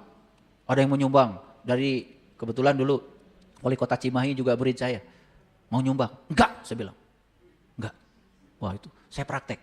Coba, tidak pakai sumbangan. Jadi saya merasa berkelimpahan aja. Wah bener itu. Itu disintesa pengetahuannya. Ya, ternyata begitu kita memberikan sesuatu di jalan Allah, tidak di jalan Allah. Tapi kita mesti transaksi dengan semesta. Ada keinginan untuk dilipat gandakan duitnya. Ternyata ingin dilipat gandakan, berarti saya masih merasa kekurangan. Sama Bapak Ibu, coba Bapak Ibu begitu ngasih uang pada orang, kemudian merasa berkurang uangnya, langsung hukum tarik menarik bekerja. Uang Bapak Ibu tidak akan bertambah. Harusnya ketika kita melakukan uang pada siapapun, tidak ada yang merasa berkurang di sini. Rasa berkelimpahan harus dijaga. Uang akan datang, like attracts like. Rasa berkelimpahan akan menarik kelimpahan. Bayangkan Bapak Ibu, dari omongan ini, banyak gak Bapak Ibu yang salah kaprah? Berarti sama ya pengalaman dengan saya ya. Lalu bedanya apa Bapak Ibu dengan saya? Sok, bedanya naon? Tadi kalau saya setelah learning to do dipraktekkan, saya analisis. Setelah analisis dievaluasi. Setelah dievaluasi disintesa. Jadi pengetahuan, oh ini kesalahan saya selama ini. Gitu. Bayangkan ya Bapak Ibu, setiap Bapak Ibu berbuat baik, pasti berharap orang lain membalas kebaikan dari Bapak Ibu. Begitu? Bapak Ibu sudah mengunci seolah-olah kebaikan hanya satu kemungkinan dari itu. Berarti ayat yang tadi, ayat yang di Quran dikatakan yang 1000 dinar itu loh. Yang kalian pakai di, itu ada, saya tahu di rumah kalian ada itu. Saya pernah datang ke rumah itu. Ya ke rumah kalian, pernah datang saya. Begitu masuk di ruang tamu itu, doa 1000 dinar. Kursinya bolong-bolong. Ini kayaknya gak nyambung ini kursi bolong-bolong doa 1000 dinar itu. Tahu doa 1000 dinar? Ah kalian pura-pura tidak tahu. Kalian suka pura-pura. Padahal tiap hari juga baca 1000 kali doa itu. Wa may yattaqillaha yaj'al lahu makhraja wa yarzuqhu min haitsu la yahtasib. Wa may yatawakkal 'ala Allah fa huwa hasbuh. Innallaha balighu amri qad ja'alallahu likulli syai'in qadra. Sampai hafal saya itu. Saking seringnya dulu baca 1000 dinar. Bangkrut Bapak Ibu. Karena apa? Saya kerja berpikir bahwa rezeki saya dari tempat kerja saya. Saya menutup rezeki saya di tempat yang lain. Bagaimana bisa wa yarzuqhu min haitsu la yahtasib coba? Bapak Ibu berbuat kebaikan, berharap kebaikan dari orang itu, tidak melepaskannya. Bagaimana kebaikan datang dari arah yang tidak disangka? Betul nggak? Coba sekarang praktekkan setelah ini. 1000 dinar Bapak Ibu. Melakukan kebaikan tanpa transaksi. Setelah saya sintesa pengetahuan itu, saya coba. Bapak Ibu, masjid ini jadi hanya dalam waktu 1 tahun. Ini tanahnya 2000 meter nih, ya ini di Cibabat. Ya, tanah di sini berapa dulu? 5 juta. 2000 meter, 10 M. Tanahnya aja. Belum masjidnya. Sekarang di sini tanah udah 20 juta. Cibabat ini. Silahkan tanya tuh, ya, ke Pemko Cimahi. Di sini tanah berapa? Mahal. Tapi kalau kita berpikir kebeli, nggak ada masalah. Betul nggak? Oke. Jadi ini praktek. Makanya Bapak Ibu bayangkan ya, Bapak Ibu dari kecil kan diajar menghafal. Tapi sombongnya auzubillah. Baru hafal 1 juz aja udah, ikut musabaqah. Sebenarnya nggak tahu yang di dalamnya tuh apa. Belum disintesa menjadi pengetahuan yang siap saji. Lihat saya semuanya. Bapak Ibu dengarkan kajian saya. Ini pengetahuan siap saji. Paling perlu ada evaluasi sedikit-sedikit. Nanti ketika praktek, loh kok saya beda? Nah ini. Pasti ada sesuatu yang kurang tepat. Ada kemarin ada jamaah yang tanya sama saya. Saya lulus kuliah, sudah bertekad, saya nggak mau kerja di Jakarta. Bahkan dia bilang pada saya benci sama Jakarta. Gak tahu latar belakangnya apa. Begitu lulus kuliah, dia melamar kerja. 12 tahun kerja di Jakarta. Kemudian bilang sama saya, ini katanya hukum tarik menarik gak beres kata dia. Dia tidak mau kerja di Jakarta, malah kerja di Jakarta. Lihat saya semuanya. Pusing kan? Dan dia mengatakan hukum tarik menarik tidak bekerja buat dia. Karena dia pikir hukum tarik menarik itu, kalau dia benci bekerja di Jakarta, maka dia tidak akan kerja di Jakarta. Clear sampai sini? Saya tunjukkan kesalahan dia. Di mana kesalahannya? Semakin benci kamu kerja di Jakarta, alam semesta memahami kamu pengen kerja di Jakarta. Tambah pusing dia. Gimana ayah kok bisa begitu? Lihat, hukum tarik menarik itu hukum cinta. Cinta kekuatan positif. Kata benci, tidak suka, itu ketiadaan cinta. Ketiadaan cinta akan menarik ketiadaan cinta. Cinta hanya menarik cinta. Kenapa kau mesti benci di Jakarta? Imajinasikan aja. Kamu sudah bekerja di tempat yang kamu idamkan. Tanpa harus membenci Jakarta. Kamu akan bekerja di tempat yang kamu idamkan. Waduh, baru nepuk tangan. Wah, berarti saya bodoh selama ini. Ya kata siapa kamu pinter? Memahami hukum gitu aja yang sederhana, gak bisa. Betul gak? Coba, semakin membenci orang, Bapak Ibu, ya, awas, ya, benci, tidak suka, itu ketiadaan cinta. Hukum tarik menarik itu bekerja dengan cinta, kekuatan positif. Itu yang harus dipahami. Semakin kamu benci orang itu, maka orang yang sama akan datang berulang-ulang dalam hidup. Itu hukum tarik menarik, ya. Jadi hati-hati, ya, karena alam semesta tidak mengikuti pikiran sadarmu. Alam semesta merespon data yang ada di alam bawah sadarmu. Di alam bawah sadarmu masih ada data itu. Ini yang jadi pengkabulan. Makanya kata-kata ud'uni astajib lakum. Berdoalah kepadaku, pasti aku akan kabulkan. Selama ini kalian bingung. Karena kalian berpikir Tuhan akan mengabulkan yang kalian ingin. Tidak, dia mengabulkan energi terkuat yang dipancarkan oleh dirimu sendiri. Clear sekarang? Ya, saya dulu pernah Bapak Ibu, ya, tanya, ya, ada seorang guru, saya tanya, ud'uni astajib lakum. Berdoalah kepadaku, pasti akan aku kabulkan. Itu Quran. Saya bilang, saya sudah berdoa sama Allah. Tapi kenapa Allah nggak ngabulkan? Ini saya yang salah atau ayatnya yang salah? Katanya kamu yang salah. Tapi salah saya nggak ditunjukkan. Karena nggak berani bilang ayat yang salah. Padahal pemahaman dia yang salah. Tapi kan udah ngaku guru, masa salah? Itu bahayanya orang yang tidak tahu. Tapi dia tidak tahu kalau dirinya tidak tahu.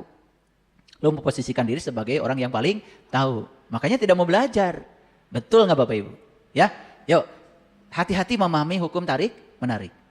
Yes? Oke. Lanjut dulu. Ya. Diam sejati adalah bertindak dalam frekuensi tinggi. Bertindak dalam kesadaran ilahi. Ini penting Bapak Ibu.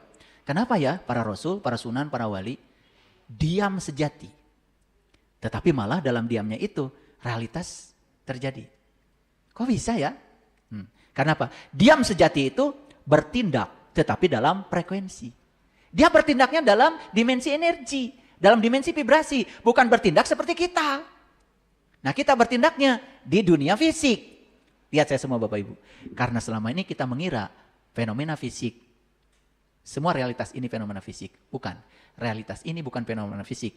Realitas ini sebenarnya adalah fenomena spiritual, fenomena mental, fenomena energi. Makanya perbaikannya di mana? Di spiritual, di mental, di energi. Di dalam. Bukan di area fisik. Seperti tadi, Bapak Ibu tidak bisa memperbaiki tulisan ini di layar, tapi bisa di sini. Kenapa? Karena di sini merubahnya. Clear sampai sini? Ulangi. Jadi realitas itu fenomena fisik atau bukan fisik? Bukan. Realitas itu adalah fenomena spiritual, fenomena mental, fenomena energi. Rubah di dimensi itu. Itu namanya quantum shift. Itu namanya pergeseran kuantum. Shift. S-H-I-F-T. Keren ya Bapak Ibu ya. Untung datang ke sini ya, jadi ngerti quantum shift ya. Ya kalau mau belajar idgham biguna, bilaguna, gak usah ke sini, cari aja tempatnya banyak. Jadi diam sejati itu apa Bapak Ibu? Bertindak dalam apa? Dalam frekuensi jadi bertindak dalam kesadaran ilahi. Keren ya. Dari selama ini bertindaknya di mana Bapak Ibu? Di dalam apa di luar? Kita bertindak di luar. Hebat ya. Para nabi, para rasul udah ngajarin ini sejak dulu. Mereka mengajarkan tafakur, ya, muraqabah, muhasabah, gitu ya. Awas saya muhasabah itu bukan nangis-nangisan, bari ngatur-ngatur Allah. Bohong ya teman. Ya, lanjut. Kesadaran tertinggi itu esa dan tunggal. Nih, saya pernah nanya, apa bedanya satu dengan esa? Kalau satu mah ada dua, ada tiga, ada empat, ada lima. Kalau esa itu ya tunggal bukan satu. Makanya Pancasila tidak pakai Tuhan yang satu, tapi Tuhan yang Maha Esa. Nah esa itu tunggal. Kalau eka, dwi, tri itu hitungan. Kalau esa itu tunggal. Lihat saya semuanya. Kesadaran tertinggi itu esa dan tunggal. Jujur Bapak Ibu, apakah Bapak Ibu sekarang sedang berada di ruang kesadaran yang sama? Apakah ruang kesadaran ini meliputi saya dan Bapak Ibu semua dan meliputi semua makhluk di semesta ini? Yes. 1, 2, 3, esa atau tunggal? Esa. Berarti kalau begitu di alam semesta ini banyak ruh atau cuma ada satu ruh? Banyak ruh atau satu ruh? Satu ruh. Allah meniupkan ruhku ke sini. Allah meniupkan ruhku ke situ? Meniupkan ruhku ke situ? Kan Allah bilang, "Faiza sawaituhu wa nafakhtu fihi mir ruhi." Jadi Allah tuh meniupkan ruhku kepada semua bentuk. Berarti di semua bentuk banyak ruh atau satu ruh? Ruh siapa? Ruhku. Jadi kalau begitu ada ruhku nggak di situ? Di situ, di situ, di situ, di situ. Loh, berarti kita ini sebetulnya sejatinya kan satu. Loh, kenapa kita saling menyakiti? Kenapa kita konflik? Kan sebetulnya setiap Bapak Ibu ini hanyalah bentuk dari apa? Dari konfigurasi energi yang sedang menari di ruang kosong yang sebetulnya berasal dari kesadaran yang sama. Pernah lihat ombak? Ombak. Menyatu nggak dengan samudra atau terpisah? Menyatu. Pernah lihat nggak ada ombak yang beda-beda, ada yang gede, ada yang kecil, benar nggak? Jadi sebetulnya itu ombak sama nggak isinya air? Sama.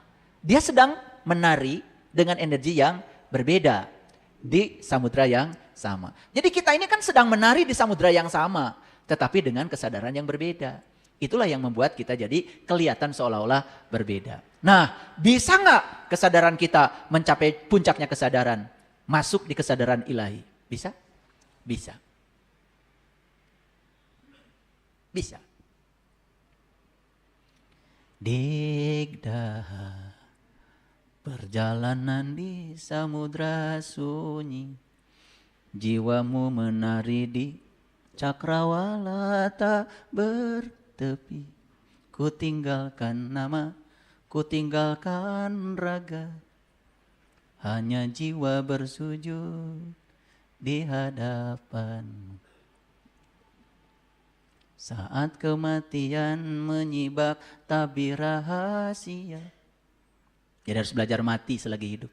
Supaya kita bisa menyibak rahasia semesta. Ya kan? Saat kematian menyibak tabir rahasia. Menemukan jalan pulang menuju cahaya. Lagu bagus sekali ya.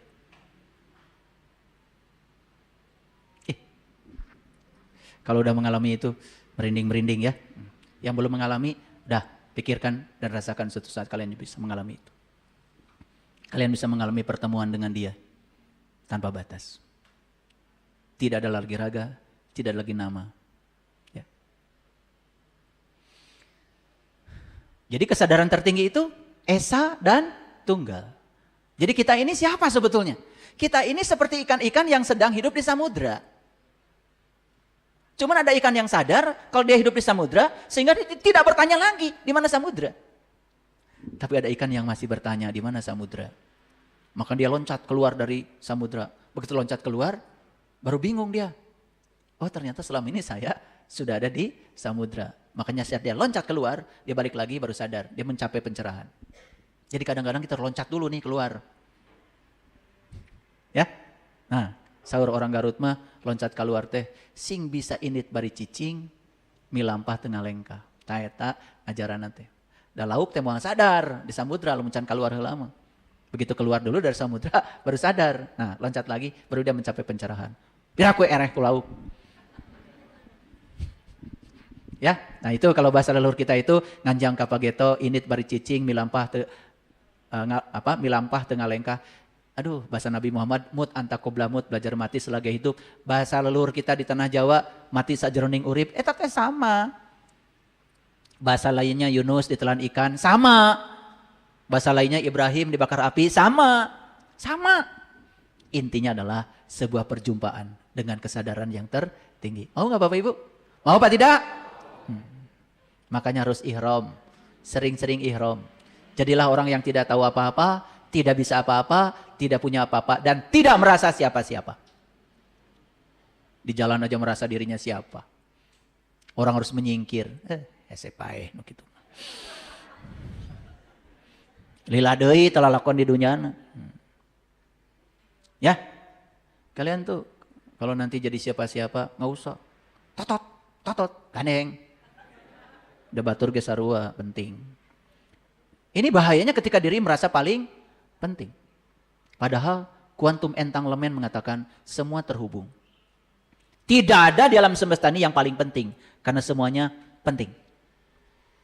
Ingat ya. Presiden itu ada kalau ada rakyat. Gubernur itu ada kalau ada rakyat. Bupati ada kalau ada rakyat. Anggota DPR RI, DPRD, DPRD ada kalau ada rakyat. Kalau nggak ada rakyat, nggak penting mereka. Betul apa tidak? Makanya jangan merasa penting. Semuanya penting. Bahkan kedaulatan tertinggi ada di tangan rakyat. Iya mah jangan rakyat tuh wow. Hese panggil. Belajar dari maha kuasanya Allah. Semakin tinggi kuasanya, semakin dekat dengan yang dikuasainya. Tuh Allah mak itu ngajarkan ke orang. Betul nggak? Ya. Rek saha. Ya, betul apa tidak? Itu kasih sayang Allah tanpa batas. Nah, Bapak Ibu, oleh karena itu maka kita harus memasuki yang disebut dengan kekosongan. Kosong tapi isi masih kosong. Yang kemudian disebut sebagai quantum field. Yang namanya medan kuantum, medan energi universal. Memasuki kekosongan dan kita merasa menyatu. Seperti, lihat saya. Pernah lihat gak? Di dalam sayur ada butiran-butiran kecil. Pernah lihat itu? Apa itu? Minyak. Minyak itu ada di dalam sayur. Ada di dalam kuali. Tapi dia berdiri sendiri sebagai butiran-butiran. Coba tanya, itu minyak itu apa? Minyak itu sejatinya adalah air. Tapi air yang terkotori oleh unsur lain. Maka disebut minyak, bukan air. Dia ada di dalam air tetapi tidak bisa bersenyawa dengan air. Gimana caranya? Bersihkan semua kotoran yang melekat pada minyak itu. Yang tersisa tinggal air. Sisanya masukkan ke dalam air, dia bersenyawa dengan air. Nah itulah pentingnya kita bebersih diri itu. Belajar kesadaran tuh itu. Kita ini sekarang ada di dalam tubuh ilahi. Tapi kita merasa terpisah. Kenapa? Karena jalan kita salah. Seperti air yang terkotori disebut minyak. Walaupun ada di dalam air, dia tetap tidak bisa bersenyawa dengan air. Betul nggak Bapak Ibu? Jadi jangan-jangan kita ini seperti butiran minyak dalam air itu. Makanya kita tidak bisa menyatu di kesadaran universal. Lihat saya semuanya. Menyatu di kesadaran universal. Bahasa leluhur kita namanya wihdatul wujud. bahasa spiritual. Udah, menyatu di kesadaran itu. Makanya disebut tahaluk bi akhlaqillah, berakhlak seperti akhlaknya Allah. Itu yang dialami para nabi, para rasul. Jadi kekosongan itu adalah pintu gerbang untuk pulang menuju yang tak pernah berawal dan tak pernah berakhir. Fisika kuantum membuktikan sekarang, apabila ada pesawat yang bisa bergerak di kecepatan cahaya, dan kita menganggap bahwa titik diam kita adalah pesawat itu, maka dalam sekejap kita tidak mengalami lagi ruang dan waktu. Kalau ruang dan waktu sudah tidak ada lagi, ada awal, ada akhir. Itulah hebat ya. Kenapa Allah bilang di Quran, wal awalu wal akhiru. Kenapa? Karena dia tidak terkungkung oleh ruang dan waktu. Allah tidak mengenal waktu. Waktu tidak ada bagi dia. Makanya begitu waktu tidak ada, awal dan akhir sama. Tidak ada jeda. Hebat ya. Hebat nggak Quran? Hebat. Ternyata Quran bisa dijelaskan secara sains. Einstein sudah membuktikannya bahwa waktu itu relatif. Bahkan Einstein mengatakan waktu itu ilusi. Hanya ada ketika energi melambat. Ketika energi melambat, terbentuklah yang namanya materi. Makanya unsur pertama yang membuat semua yang ada di semesta termasuk diri kita itu punya massa. Yang satuannya kilogram. Itu ditemukan sebuah partikel yang memberi massa namanya Higgs boson. Yang kemudian disebut dengan God particle. Disebut God particle itu sangat dramatis. Bukan itu partikel Tuhan. Tetapi karena perannya sangat luar biasa. Memberi massa pada semua partikel disebut God particles. Makanya kalau ngaji harus tuntas. Jangan ngantuk. Karena ngantuk disebut aja. Oh itu partikel Tuhan. Oh Tuhan partikel. Tuh udah salah lagi mana mah. Dan nunutan wae. Bingung ente ngerti ente. Gitu. Betul gak? Sombong wae geus ngaji. Boga pahala. Jeung pahalu. Digetok weh. Ya, perhatikan saya.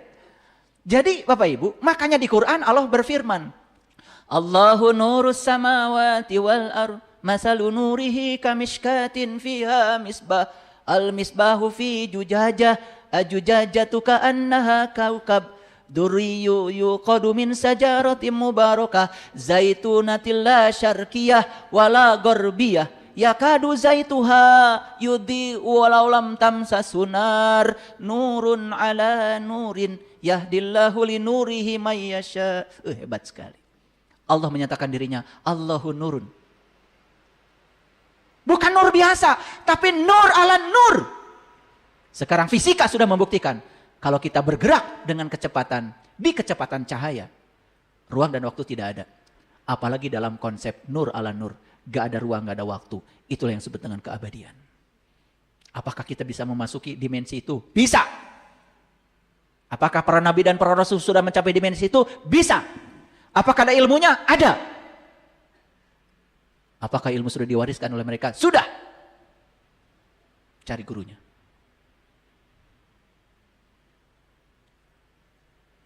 Jadi Bapak Ibu, sekarang sudah tidak ada lagi batas antara fisika dengan metafisika. Tidak ada batas antara sains dengan spiritual. Batas itu semakin menipis, bahkan tidak ada lagi. Lihat sekarang, semua saintis yang mendalami ilmu-ilmu fisika, kimia, dan alam semesta. Puncak akhirnya apa? Mereka menjadi spiritualis. Walaupun mereka tidak menyebut agamanya apa dan Tuhannya siapa. Tapi mereka mengatakan, aku sudah bertemu Tuhan. Profesor Kazuo Murakami, ahli bioteknologi, ahli dalam bidang DNA. Apa yang beliau katakan? Aku bisa menemukan Tuhan dalam DNA. Profesor Kazuo Murakami, ahli fisika kristal, dia mengatakan, aku bertemu Tuhan lewat air. Saking dalamnya pengetahuan tentang air. Dia ada di mana-mana, meliputi semuanya. Kemanapun kamu menghalapkan wajah, selalu akan mendapatkan wajahnya. Kita udah belajar apa Bapak Ibu? Matematika? Fisika? Sains? Agama kali. Asal bisa idgham biguna udah selesai. Tidak ada rasa penasaran untuk tahu rahasia di balik semua rahasia. Bapak Ibu.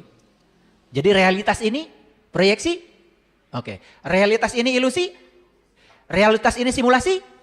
Yes. Tapi sekalipun begitu, realitas adalah penting. Karena realitas ini adalah sekolah bagi jiwa. Ruang belajar bagi kesadaran untuk mengenal dirinya sendiri. Makanya pernah nonton film Ant-Man? Lala Jonaon atau Maranet? The Matrix? Yes. Nonton kalau yang ada yang gitu tuh. Wah nggak mau, itu fiksi. Lihat saya semua. Itu sebetulnya fisika kuantum yang disimulasikan dalam film. Awalnya fiksi, tapi lama-kelamaan jadi realitas. Ant-Man sudah ada. The Matrix sudah ada. Pemenang hadiah Nobel yang mengatakan bahwa segala benda-benda mikro bisa saling menembus.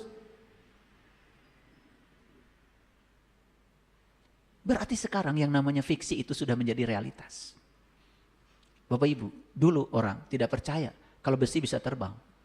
Di zamannya. Dan semua orang yang bilang besi bisa terbang, semua ditertawakan. Bahkan mungkin di zamannya dianggap gila. Atau dianggap sesat. Dan sekarang, setelah terbukti besi bisa terbang, yang namanya pesawat, bisa ngangkut air zam-zam. Bisa bawa oleh-oleh kamu yang gak berbatas itu belanjanya.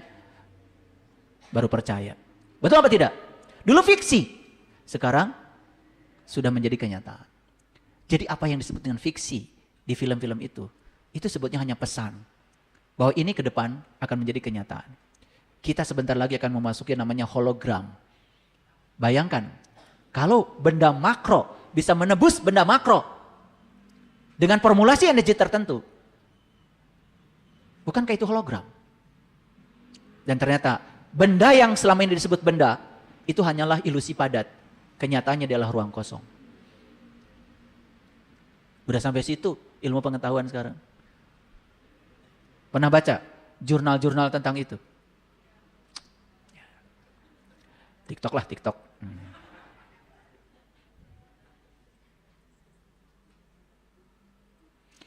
Tubuh bisa rusak, tapi kesadaran tak akan pernah hancur. Maka Bapak Ibu, jangan berpikir kalau kematian adalah akhir dari segalanya. Karena semua sebab itu sudah tersimpan di sini. Menjadi potensial energi yang siap dikembalikan pada kita. Entah di kehidupan yang mana. Bahkan apa yang kita alami di kehidupan yang sekarang. Siapa tahu sebetulnya adalah semua sebab-sebab yang sedang dikembalikan dari data di kehidupan yang dulu. Maka siklus kehidupan bukan soal keyakinan. Tapi siklus kehidupan sudah menjadi hukum alam. Dan alam memang hukumnya seperti itu. Bersiklus. Gak usah kecil hati kalau ada daun kuning yang jatuh. Karena nanti juga daun kuning akan menjadi sampah. Akan menjadi humpus. Dan nanti akan hancur bersama tanah dan diserap menjadi material baru. Dan besok-besok sudah tumbuh pucuk baru yang melanjutkan daun kuning itu. Itulah siklus. Pernah lihat daun kuning jatuh? Apa perasaannya Bapak Ibu? Biasa-biasa aja. Paling gak disapu. Itu karena kita tidak mau tafakur ya. Padahal itu kan alam sedang mengajarkan siklus. Betul gak? Gak apa-apa. Tubuh kita mati. Dikubur, nanti juga menyatu dengan tanah. Unsur tanah menyatu dengan tanah, unsur air menyatu dengan air, unsur api dengan api, unsur udara dengan udara. Dan nanti juga akan menjadi makanan baru, disantap oleh manusia. Nanti juga jadi saripati, jadi sel sperma, sel telur. Kan nanti juga jadi tubuh baru lagi. Ini keyakinan atau sains Bapak Ibu? Sains. Bisa dibantah? Gak bisa. Makanya keyakinan pun sekarang perlu sains untuk membuktikan kebenaran. Dulu keyakinan dianggap tak terukur, unobservable. Sekarang Bapak Ibu, bahkan keyakinan pun suatu saat mungkin menjadi observable dan bisa diukur.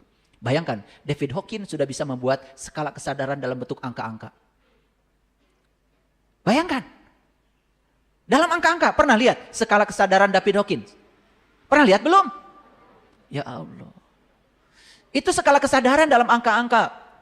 Ada 500, ada 700 sampai 1000. Ya, kalau sudah mencapai pencerahan itu sudah 1000. Di atas 700 ke sana itu sudah cinta dan syukur. Bayangkan cinta syukur yang dulu unobservable sekarang sudah terukur. Jadi tidak ada batas lagi. Ulangi, tubuh bisa rusak? Sekarang saya mau nanya, apakah kesadaran hancur? Tidak. Kesadaran tetap ada. Bahkan kesadaran kita lah yang nanti akan menciptakan lagi realitas-realitas baru. Pertanyaannya, mau nggak kita menciptakan realitas yang berbeda? Yes. Gimana caranya? Quantum shift. Geser kesadaran kuantum.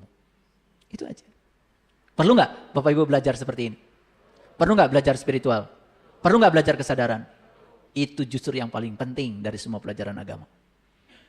Karena saya bukan menyepelekan ya. Bapak Ibu melaksanakan ritual agama kalau tanpa kesadaran. Terus hasilnya apa? Jadi robot, mekanistik. Hanya mengulang-ulang itu saja. Giliran marah-marah juga kan? Giliran kesel-kesel juga kan? Betul nggak? Iya. Giliran ada orang lain ngomongin kesalahan orang lain, ikut juga kamu. Lihat saya semua. Tubuh kosong. Realitas ilusi. Tetapi kesadaran tak pernah mati. Ketika sains menyentuh spiritualitas, fisika kuantum dan kesadaran menjadi pusat realitas itu sendiri. Sebentar lagi kita akan masuk pada namanya singularitas kuantum. Apa itu? Bapak Ibu, dulu sebelum ada bumi, langit dan sebagainya ini, yang ada itu adalah cuman suatu energi yang memadat. Itu yang disebut dengan singularitas kuantum. Dan ternyata energi yang memadat itu meledak, yang namanya Big Bang. Tapi anehnya, kalau itu meledak, harusnya tidak beraturan. Tapi ternyata ledakannya beraturan. Makanya sekarang, semua orang fisika sepakat bahwa alam semesta ini terus berekspansi, mengembang. Bayangkan ya, planet yang kayak bumi kita ini, di sini, di galaksi kita aja, ada 250 miliar buah. Di satu galaksi. Galaksi itu miliaran lagi. Berarti planet yang kayak kita ini banyak apa tidak? Bapak Ibu ya Allah. Kita selama ini, wah kiamat hancur. Yang mana yang hancur? Kalau bumi ini hilang terus emang mengganggu konstelasi astronomi semuanya? Bumi ini hanya debu kecil. Kalau hilang dari semesta gak direken. Dulu juga gak ada. Betul gak? Umur alam semesta ini diperkirakan sudah 12 sampai 14 miliar tahun. Bumi kita ini kan baru 6 miliar. Berarti bumi ini pendatang baru? Pendatang baru. Dulu juga gak ada bumi, gak apa-apa kata alam semesta. Terus kalau bumi ini pergi, emang kenapa? Gak ngaruh. Oke. Baik, perhatikan. Al-Anfal ayat 51. Zalika bima qaddamat aidikum wa annallaha laisa bidolamil lil abid. Zalika bima qaddamat aidikum wa anallaha laisa bidolamil lil abid. Demikianlah itu disebabkan oleh perbuatan kamu sendiri. Sesungguhnya Allah sekali-kali tidak pernah menganiaya hambanya. Yuk, perhatikan ayat ini. Allah tidak pernah menganiaya hambanya. Mari kita buang pikiran bahwa sakit dari Allah, miskin dari Allah, semua yang negatif dari Allah, diberi judul ini ujian dari Allah. Buang! Di ayat ini Allah mengatakan, Allah tidak pernah menganiaya hambanya. Jadi kalau Allah tidak pernah menganiaya hambanya, siapa yang suka menganiaya diri kita? Yes. Siapa arsiteknya? Yes. Siapa kreatornya? Yes. Yuk sekarang ambil tanggung jawab. Semua yang terjadi pada diri saya, kreatornya adalah saya sendiri. Dan sekarang saya akan mengambil tanggung jawab itu. Allah, Sang Maha Kehadiran, Sang Maha Keberadaan, hanya merespon apa yang saya pancarkan dari diri saya. Berarti sekarang saya tahu kalau saya punya kebebasan untuk menjadi apapun. Saya tahu saya bisa memilih hidup seperti apa yang saya dambakan. Tidak ada lagi batas. Ya. Jelas ayat ini? Ulangi sekali lagi. Sesungguhnya Allah sekali-kali tidak mengenai hambanya. Maka Allah mengatakan demikian itu disebabkan oleh perbuatan tanganmu sendiri. Jadi segala sesuatu yang baik itu pasti dari Allah. Dan segala sesuatu yang buruk itu hasil tanganmu sendiri. Dan Allah tidak pernah menganiaya hambanya. Jadi Bapak Ibu sekarang ada yang harus dirubah di quantum ship kita? Ada? Apa itu? Selama ini kita menganggap seolah-olah yang buruk dari Allah, penyakit dari Allah, kemiskinan dari Allah, kesedihan dari Allah. Betul? Lalu disebutlah ini ujian untuk saya sebagai orang yang beriman. Begitu? No. Kata Allah apa? Bima qaddamat aidikum. Semua hasil tanganmu sendiri. Dan Allah tidak pernah menganiaya hambanya. Kalau Allah tidak pernah menganiaya hambanya, mungkin kan Allah menciptakan suatu tempat yang namanya neraka untuk menyiksa hambanya? Jawab dong. Siapa yang menciptakan neraka? Siapa yang menciptakan surga? Dibebaskan sama Allah. Mau jadi surga, mau jadi neraka, terserah kamu. Neraka itu sesungguhnya adalah saat kita berada di kesadaran yang rendah. Dan surga itu sebetulnya saat kita menyatu di kesadaran ilahi. Itu aja. Dan surga dan neraka itu sudah bisa dirasakan di sini, saat ini, sekarang. Bahkan di Quran dikatakan saat kamu masih bernafas. Surat Hud 106, 107, 108. Terpercaya ke abdi? Enggak, bukan. Jadi selama ini surga dan neraka pun sudah menjadi cerita fiksi. Betul enggak? Karena sekarang masih tender. Belum ada yang borong. Serupa dengan keadaan Fir'aun dan pengikut-pengikutnya serta orang-orang yang sebelumnya.